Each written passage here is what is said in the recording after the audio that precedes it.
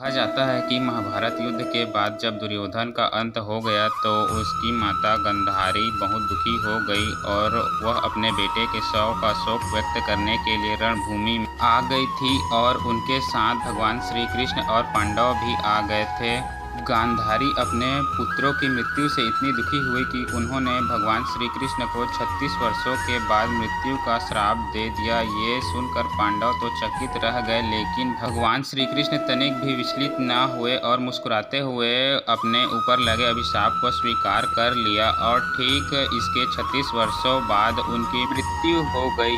भगवत पुराण के अनुसार एक बार श्री कृष्ण के पुत्र शाम को एक शरारत सूझी। वो एक स्त्री का वेश धारण कर अपने मित्रों के साथ ऋषि मुनियों से मिलने गए। स्त्री के वेश में शाम ने ऋषियों से कहा कि वह गर्भवती है। जब उन यदुवंश कुमारों ने इस प्रकार ऋषियों को धोखा देना चाहा तो वे क्रोधित हो गए और उन्होंने स्त्री बने शाम को श्राप दिया कि तुम एक ऐसे लोहे के तीर को जन्म दोगी जो तुम्हारे कुल और साम्राज्य का विनाश कर देगा। ऋषियों का श्राप सुनकर शाम बहुत डर गए। उन्होंने तुरंत ये सारी घटनाएं जाकर उग्रसेन को बताई, जिसके बाद उग्रसेन ने शाम से कहा कि वे तीर का चूर्ण बनाकर प्रभास नदी में प्रवाहित कर दे। इस तरह उन्हें उस शाप से छुटकारा मिल जाएगा। सांबा ने सब कुछ उग्रसेन के कहे अनुसार ही किया। साथ ही उग्रसेन ने ये भी आदेश पारित कर दिया कि यादव राज्य में किसी भी प्रकार की नशीली सामग्रियों का न तो उत्पादन किया जाएगा और न ही वितरण होगा। कहा जाता है कि इस घटना के बाद द्वारिका के लोगों ने कई अशुभ संकेतों का अनुभव किया, जिसमें सुदर्शन चक्र, श्री कृष्ण का शंख, उनका रथ और बलराम के हल का अदृश्य हो जाना शामिल था।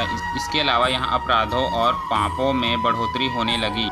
द्वारिका में चारों ओर अपराध और पाप का माहौल व्याप्त हो गया। ये देखकर श्री कृष्ण बहुत दुखी हुए और उन्होंने अपनी प्रजा से ये जगह छोड़कर प्रभास नदी के तट पर जाकर अपने पापों से मुक्ति पाने को कहा।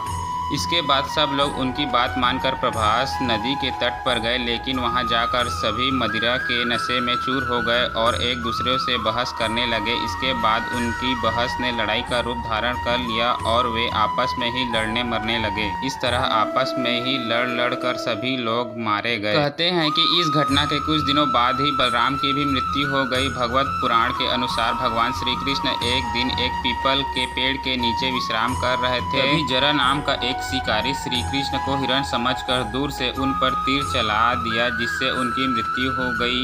ऋषि द्वारा श्री कृष्ण के पुत्र शाम को दिए गए श्राप के अनुसार श्री कृष्ण को लगे तीर में उसी लोहे के तीर का अंश था जो शाम के पेट से निकला था और जिसे उग्रसेन ने चूर्ण बनवाकर नदी में प्रवाहित करा दिया था। इस तरह ऋषि के श्राप के अनुसार समस्त यदुवंशियों का नाश भी हो गया था और गांधारी के श्राप के अनुसार महाभारत के युद्ध के बाद श्री कृष्ण के 36 वर्ष भी पूरे हो गए थे। सवाल यह है कि श्री कृष्ण भगवान ने अपने आप को जीवित क्यों नहीं किया। त्रेता युग में जब भगवान श्री कृष्ण ने राम भगवान का अवतार लिया था, तब उन्होंने बाली को छुप कर तीर मारा था। तब बाली ने भगवान राम को श्राप दिया था कि आप इतने बड़े वीर होकर मुझे छुप के छल से मारा है, एक दिन आपकी मृत्यु भी ऐसी छल से होगी। इस कारण भगवान श्री कृष्ण अपने आप को जीवित नहीं करते और अपने देह का त्याग कर देते हैं। इसी तरह नॉलेजेबल वीडियो देखने के लिए चैनल को सब्सक्राइब करें। आपका बहुमूल्य समय देने के लिए धन्यवाद।